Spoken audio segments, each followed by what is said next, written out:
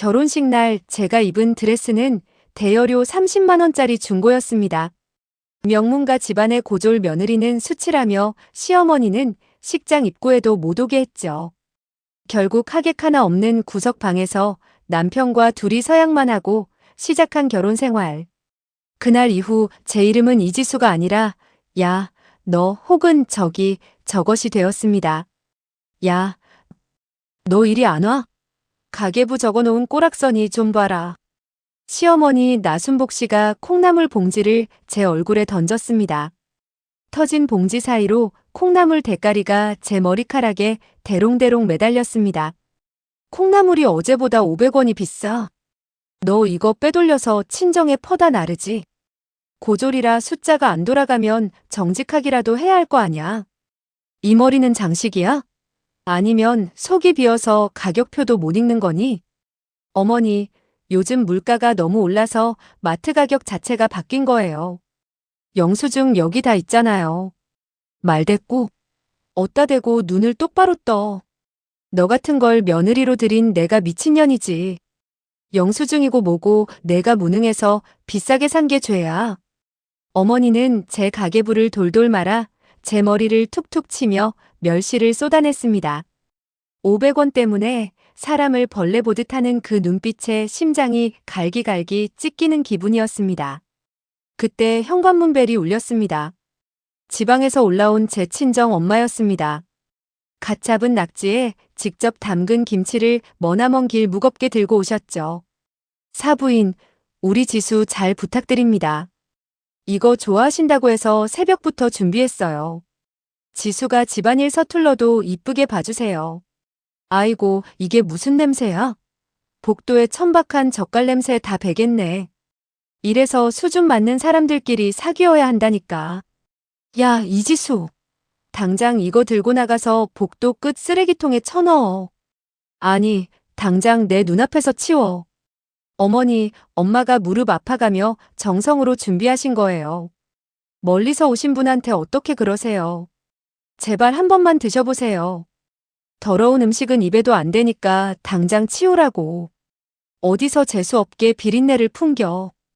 어머니는 엄마가 들고 있던 김치통을 빼앗아 복도 바닥에 던져버렸습니다. 화장창 소리와 함께 빨간 김치 국물이 하얀 복도 대리석에 피처럼 튀어올랐습니다. 그러고는 소금 자루를 가져와 엄마 발밑에 미친 듯이 뿌려댔습니다.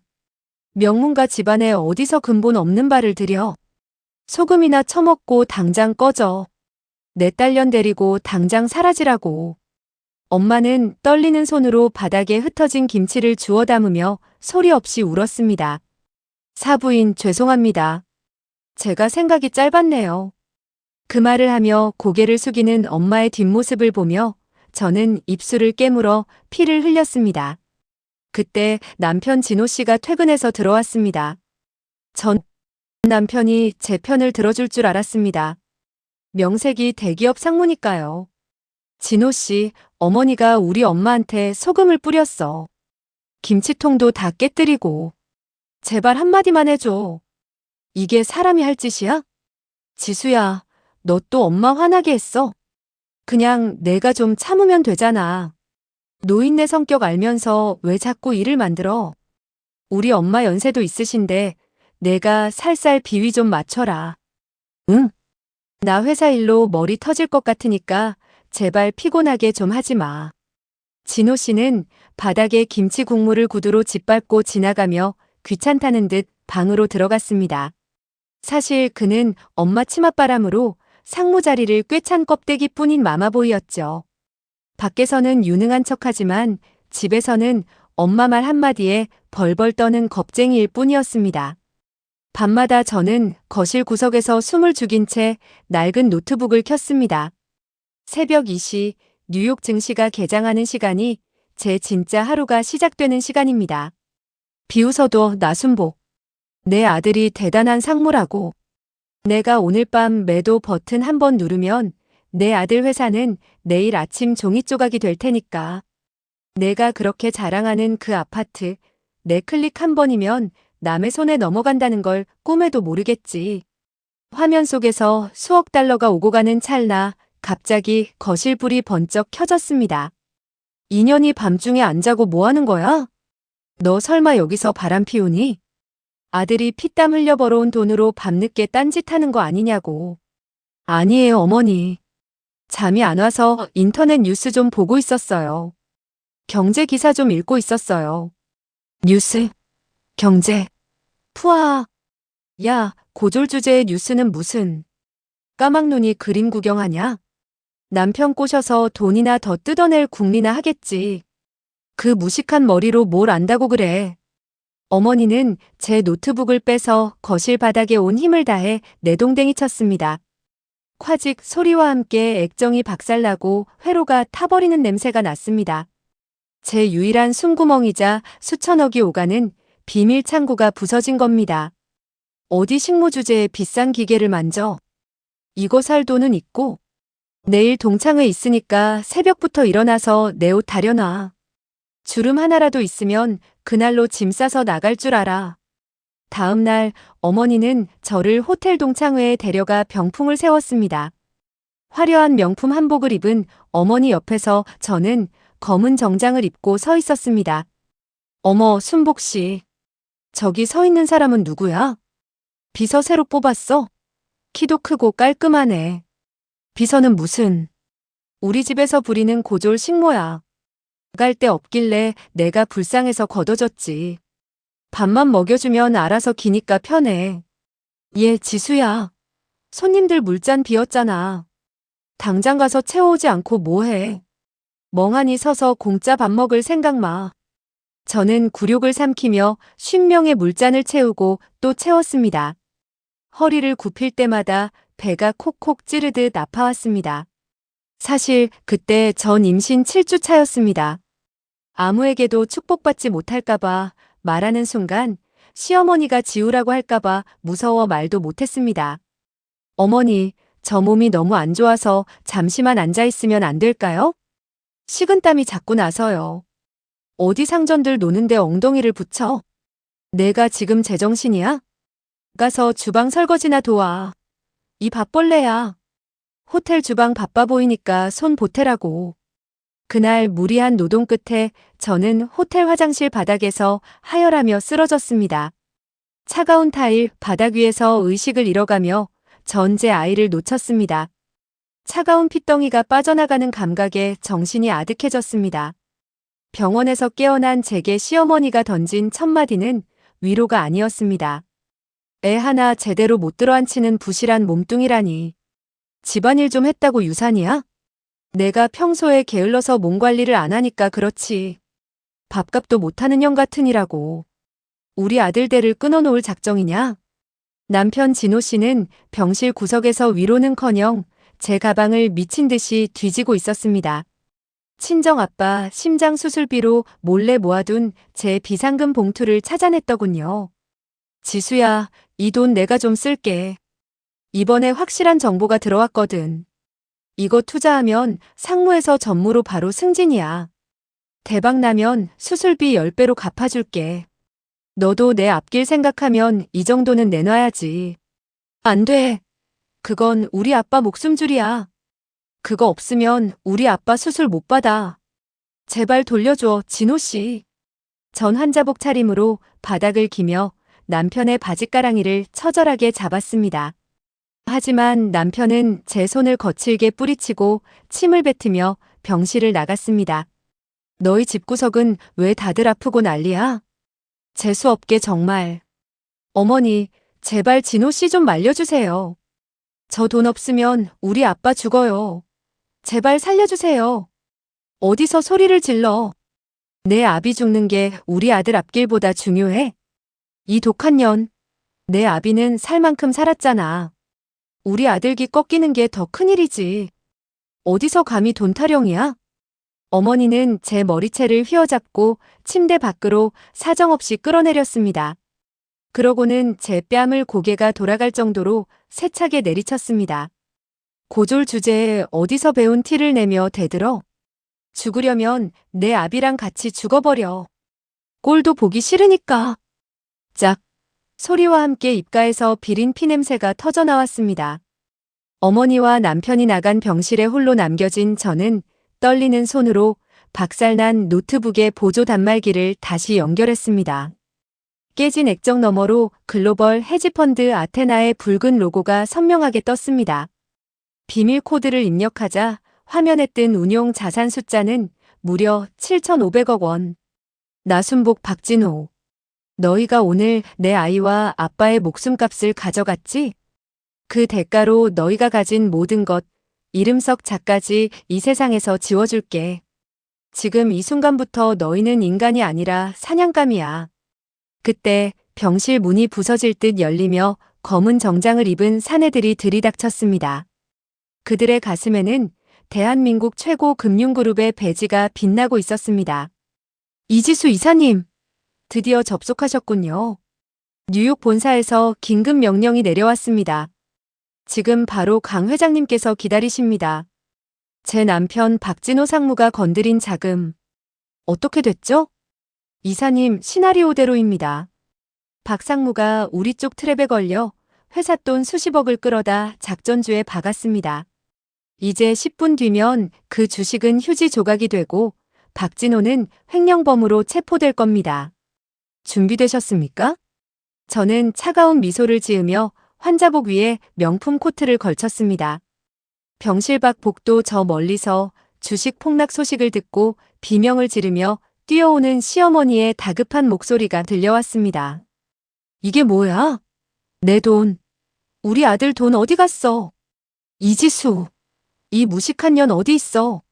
당장 나와. 전 천천히 고개를 돌려 문을 바라보았습니다.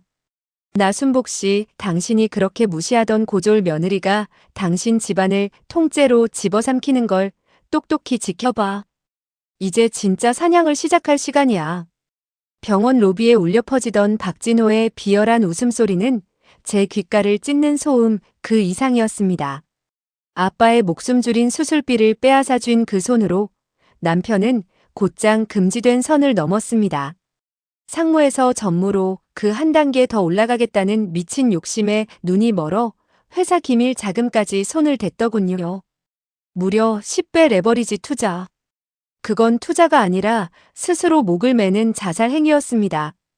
지수야, 너는 무식해서 이 숫자가 뭘 의미하는지 꿈에도 모르겠지? 이게 바로 진짜 자본주의라는 거야. 이 돈이면 나 전무 달고 전 세계를 누빌 텐데 너는 평생 내 발가락 사이나 닦으면서 감사하며 살아. 남편이 모든 걸 걸고 손을 댄 종목은 대성홀딩스였습니다. 작전 세력들이 개미들을 유혹하기 위해 허위 공시를 뿌려 띄워놓은 전형적인 쓰레기 주식이었죠. 저는 조용히 병실 침대에 앉아 박살난 액정 사이로 태블릿을 켰습니다. 아테나 펀드의 막강한 자금력을 동원해 그 주식의 가짜 거품을 조금 더 부풀려줬습니다. 가장 높이 올라갔을 때 가장 처참하게 떨어뜨리기 위해 제가 직접 남편의 발밑에 지옥으로 가는 카펫을 깔아준 셈이죠. 제 남편이 주식으로 하루에 수천만 원을 벌었다는 소문이 나자 시어머니 나순복 씨는 아예 이성을 잃었습니다. 장롱 깊숙이 숨겨둔 비자금은 물론이고 제정신이 아닌지 동네 사채업자들에게까지 손을 벌려 그 쓰레기 주식에 몰빵을 하더군요. 거실 소파에 앉아 금목걸이를 만지작거리며 어머니는 저를 벌레 보듯 쳐다봤습니다. 야, 이지수. 우리 아들이 진짜 천재긴 천재야. 고졸 주제에 너 같은 게 들어와서 집안 기운 다 망치나 했는데 아들 복이 며느리 살을 짓누르는구나. 너는 복 터진 줄 알아. 우리 아들 신발 닦는 솔로 태어나지 않은 걸 조상님께 감사하라고. 그때였습니다. 시골에 계신 엄마가 충격으로 쓰러져 응급실에 실려갔다는 비보를 받았습니다. 당장 입원비와 수술비 300만 원이 없으면 치료조차 시작할 수 없었습니다. 전 무릎을 꿇고 거실 바닥을 기며 시어머니의 바짓가랑이를 잡았습니다. 하지만 제 머리 위로 쏟아진 건 따뜻한 위로가 아니라 어머니가 세고 있던 10원 만원짜리 돈다발이었습니다. 어머니, 제발요. 저희 엄마가 지금 산소호흡기를 달았대요. 입원비 딱 300만 원만 빌려주세요. 제가 죽을 때까지 파출부를 해서라도 갚을게요. 제발 사람 목숨 좀 살려주세요. 300만 원? 야, 이 돈이 어떤 돈인데 그까짓 노인네 병원비로 써? 길가에 굴러다니는 돌멩이보다 못한 목숨에 내 귀한 돈을 쓰라고? 돈 아까운 줄 알아야지. 여기 바닥에 떨어진 거나 입으로 주워가든가. 아, 흙 묻은 건 내 돈같이 떨어지니까 내 더러운 침으로 하나하나 닦아서 가져가라. 어머니는 돈다발로 제 뺨을 툭툭 치더니 거실 사방에 돈을 뿌렸습니다. 그리고 낄낄거리며 그 돈을 줍는 제 모습을 동영상으로 찍더군요. 돈다발 모서리에 긁힌 뺨이 화끈거리고 비참함에 숨이 막혔지만 저는 그 모욕을 도끼 서린 눈으로 받아냈습니다. 그러면서도 어머니가 세금을 피하려고 제 명의를 도용해 만든 비자금 계좌의 실시간 거래 내역을 모두 제 비밀 서버로 전송했습니다. 금융감독원과 국세청에 제보할 완벽한 자폭 장치가 가동되고 있었습니다. 운명의 날은 잔인할 만큼 정확하게 찾아왔습니다. 제가 뉴욕 본사와 연동된 매도 버튼을 누름과 동시에 대성홀딩스의 주가는 말 그대로 수직 폭락했습니다. 상장 폐지 사유가 공시되자마자 단 하루 만에 남편과 시어머니의 전 재산 수십억이 공중분해됐습니다. 집안은 순식간에 초상집이 됐고 남편은 거실 바닥에 주저앉아 자기 머리카락을 쥐어뜯으며 짐승처럼 울부짖었습니다. 말도 안 돼. 내 돈. 회사 돈 50억. 그거 오늘 오후 4시까지 입금 안 하면 나 횡령으로 감방 간다고. 지수야, 너 뭐라도 해봐. 너 밤마다 노트북으로 주식 뉴스 본다며. 뭐 아는 거 없어. 전 소파에 등을 기대고 앉아 차가운 눈으로 남편을 내려다봤습니다. 3년 만에 처음으로 보여주는 제 진짜 미소였습니다. 그러게 진호 씨 경제 공부 좀 하지 그랬어. 작전주에 10배 레버리지라니 고졸인 내가 봐도 그건 한강물에 뛰어드는 직행 티켓인데 말이야.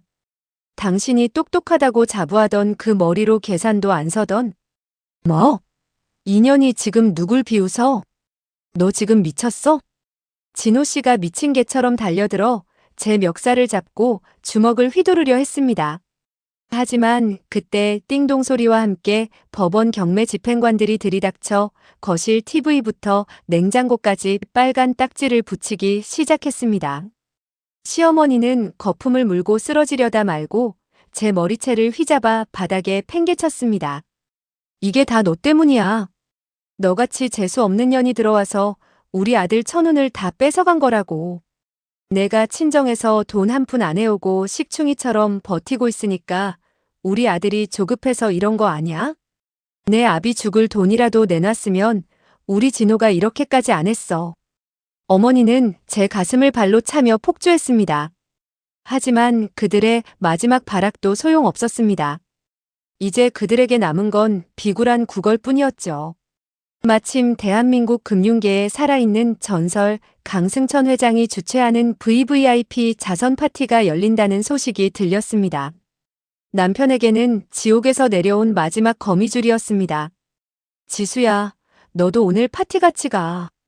강 회장님이 너처럼 말 잘 듣게 생긴 고분고분한 여자애들을 좋아하신다니까. 가서 술이라도 따르면서 어떻게든 눈에 들어봐. 그게 내가 우리 집안에 마지막으로 속죄할 길이야. 가서 몸이라도 팔아서 돈 빌려와, 알겠어? 시어머니는 저에게 메이드복이나 다름없는 짧고 천박한 유니폼을 던져줬습니다. 가방이나 들고 옆에서 수시로 물수건이나 대령해. 사람들 눈에 띄지 말고 그림자처럼 있다가 시키는 거나 해. 저는 아무 말 없이 그 옷을 입었습니다. 파티장 거울 속에 비친 제 모습은 초라했지만 제 눈빛만은 그 어느 때보다 날카롭게 빛나고 있었습니다. 호텔 로비에 도착하자 남편은 강 회장의 비서진에게 입구부터 문전박대를 당했습니다. 초대장 없으면 돌아가세요. 남편이 비서의 바짓가랑이를 잡고 구걸하는 동안 전 그들의 등 뒤에서 박살난 노트북 대신 최신형 암호화 스마트폰을 꺼냈습니다. 아테나 센터장 이지수입니다. 정문 앞에 쥐새끼 2마리가 길을 막고 있네요. 청소 좀 해주시겠어요? 메시지를 보내자마자 파티장에 거대한 황금색 문이 열렸습니다. 강승천 회장의 수석 비서가 직접 뛰어나와 제 앞에 90도로 허리를 숙였습니다. 그 광경을 본 남편과 시어머니의 입이 떡 벌어졌습니다. 전 그들의 경악한 얼굴을 뒤로 한 채 시어머니 나순복 씨의 귀에 대고 아주 낮고 차갑게 속삭였습니다. 어머니, 아까 말씀하셨죠? 가서 술이라도 따르라고. 이제 진짜 누가 누구한테 술을 따르게 될지 똑똑히 지켜보세요. 당신들이 만든 이 지옥에서. 전 남편이 던져준 가방을 그의 발등에 떨어뜨리고 레드카펫 위를 당당히 걸어 들어갔습니다. 이제 대한민국 금융의 여왕 아테나가 왕좌에 앉을 시간입니다.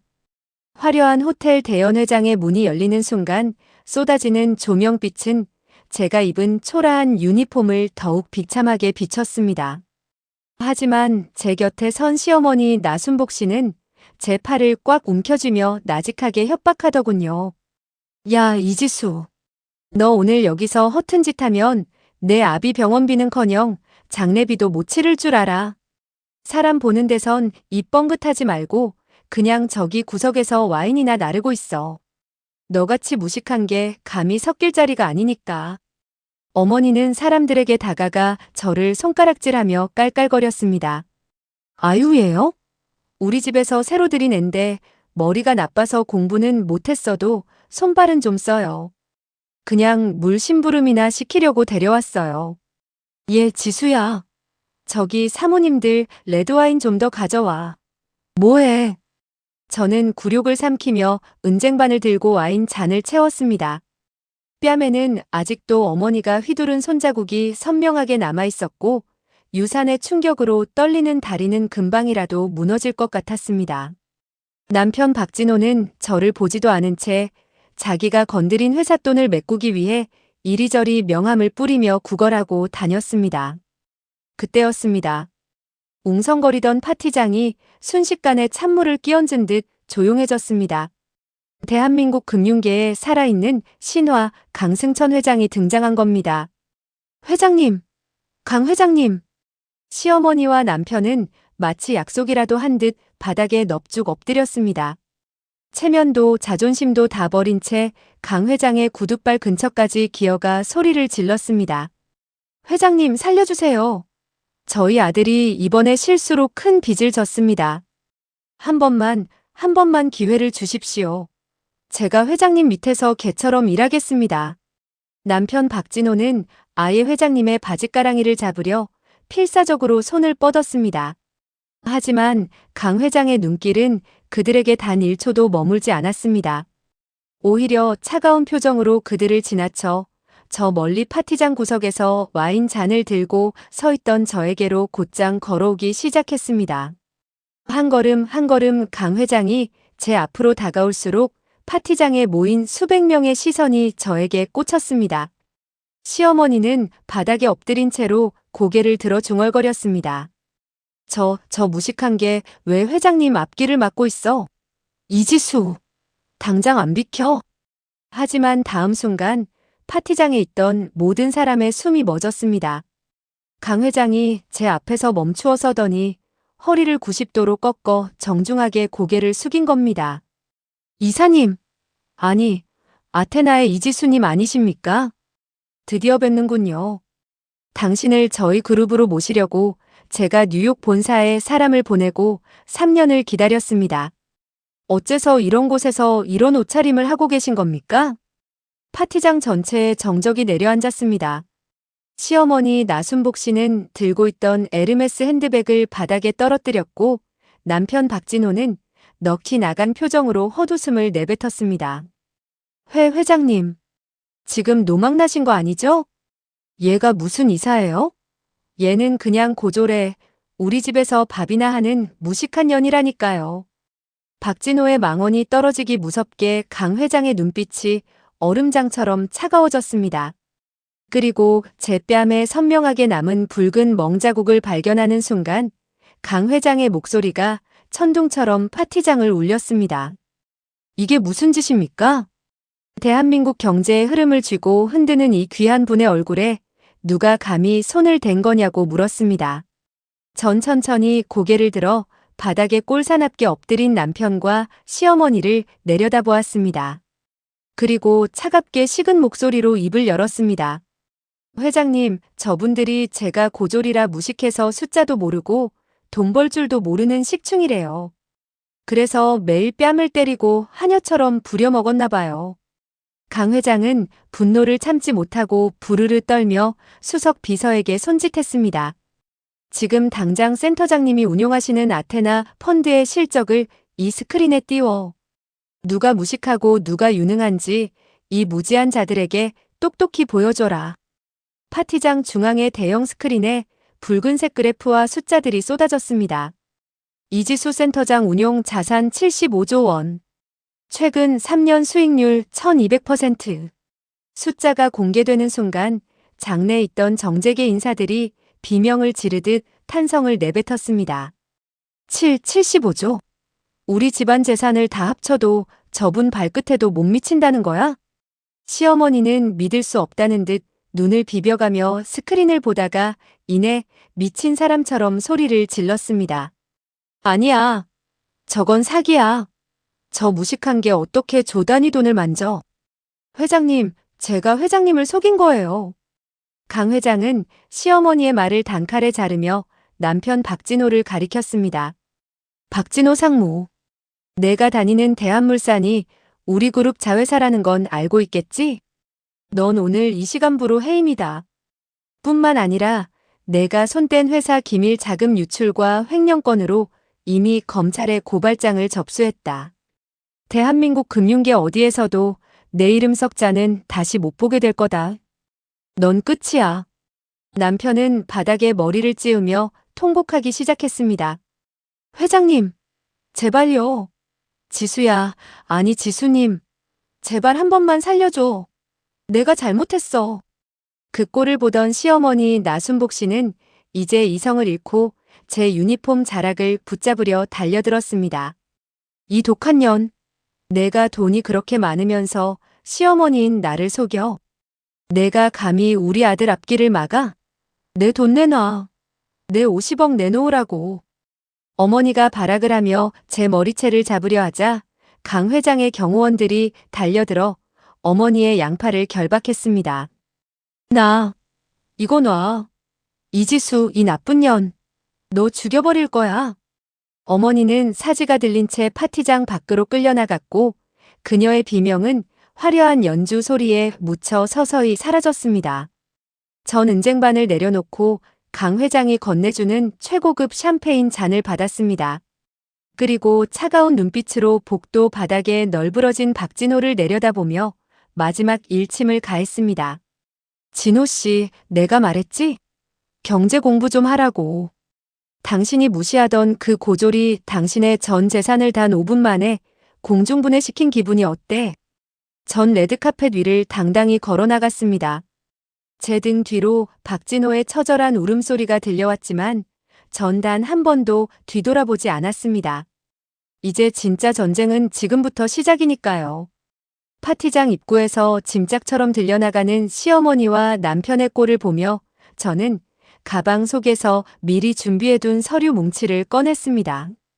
차가운 대리석 복도에 무릎을 꿇고 헐떡거리는 박진호의 얼굴 위로 저는 이혼 서류를 한 장씩 뿌려주었습니다.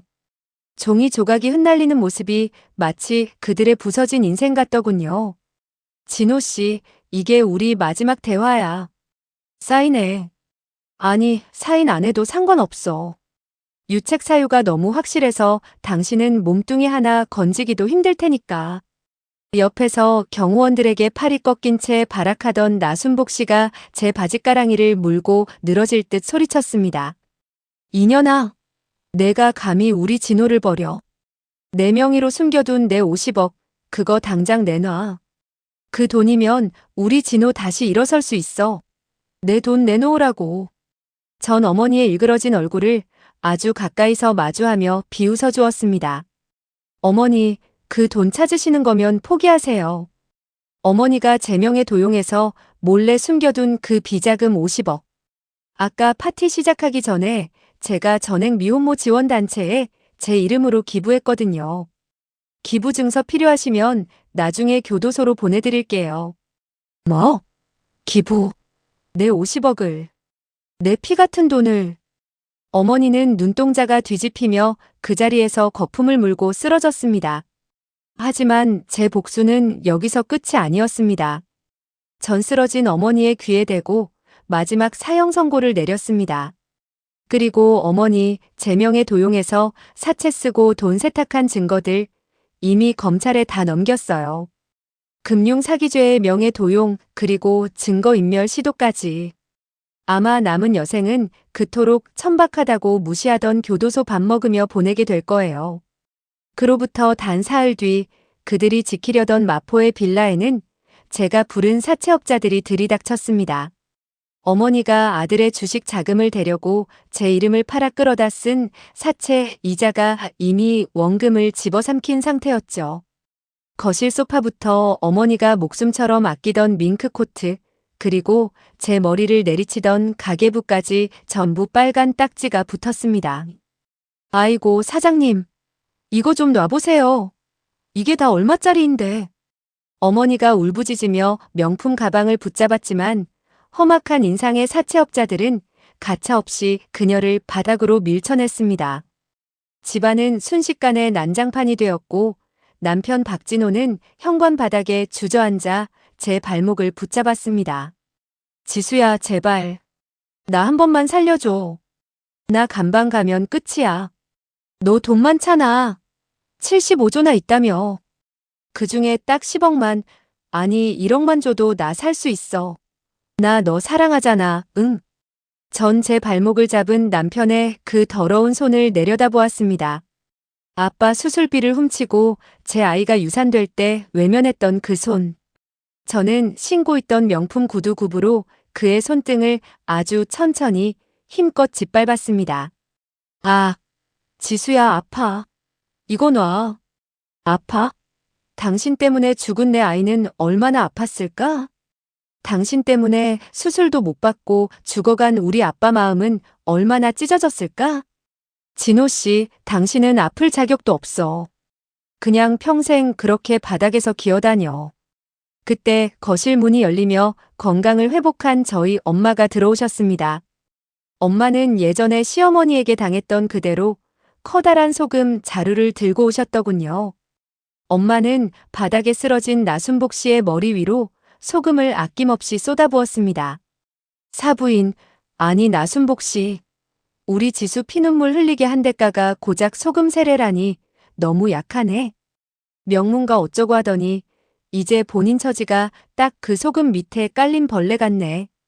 명문가 사모님, 소금이나 실컷 처먹고 당장 내 딸 인생에서 꺼져. 결국 살던 집까지 경매로 넘어가고 시어머니와 남편은 단돈 10,000원 한 장 건지지 못한 채 거리에 나앉았습니다. 단칸방 고시원 구할 돈조차 없었던 두 사람은 추운 겨울 공원 벤치에 비닐을 덮고 눕는 신세가 되었습니다. 어머니는 미쳐버린 건지 길거리에서 폐지를 주우러 다니면서도 지나가는 사람들에게 제 자랑을 하더군요. 저기 뉴스 나오는 이지수 이사 보이지? 제가 내 며느리야.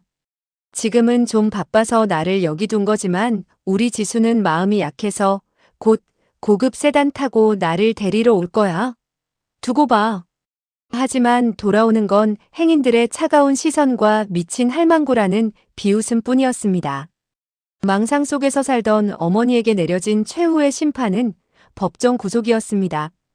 재판장은 그녀의 죄질이 극히 불량하다며 징역 5년을 선고했고 어머니는 수갑을 찬 채 울부짖으며 교도소로 끌려갔습니다. 남편 박진호의 결말은 더욱 비참했습니다. 횡령범이라는 낙인이 찍혀 금융권은커녕 편의점 알바조차 구할 수 없었던 그는 매일같이 들이닥치는 빚쟁이들을 피해 공사 현장을 전전하는 신세가 되었습니다. 어느 추운 겨울밤 공사장 한바집 구석에서 소주 한 병을 놓고 텔레비전을 보던 진호 씨는 멈칫했습니다. 화면 속에서는 제가 세계경제포럼의 기조연설자로 나서서 당당하게 미소 짓고 있었거든요. 아테나 펀드 이지수 이사, 세계에서 가장 영향력 있는 여성 1위 선정. 뉴스 앵커의 목소리가 들리자 진호 씨는 들고 있던 소주잔을 바닥에 떨어뜨렸습니다. 지수야, 지수야. 그는 화면 속 제 얼굴을 만지려 손을 뻗었지만 그의 손은 시멘트 가루와 상처로 뒤덮여 흉측하게 변해 있었습니다. 그는 식당 구석에서 소리를 죽여 오열했습니다. 하지만 그 울음소리를 들어줄 사람은 아무도 없었습니다. 자기가 발로 걷어찬 행운이 얼마나 거대했는지, 자기가 짓밟은 여자가 얼마나 소중했는지, 그는 평생 그 지옥 같은 공사장에서 되새기며 살아가게 될 것입니다. 전 이제 창밖으로 한강이 내려다 보이는 제 집 거실에 앉아 따뜻한 차를 마십니다. 곁에는 건강한 모습으로 웃고 계신 엄마가 계시고요. 가슴 한구석엔 아직도 흉터가 남아있지만 괜찮습니다. 그 흉터가 저를 이 자리에 있게 했으니까요. 전 다시 노트북을 켭니다. 나순복 박진호. 당신들이 없는 이 세상은 참으로 평화롭고 아름답네요. 이것으로 제 사연을 마칩니다. 끝까지 들어주셔서 감사합니다.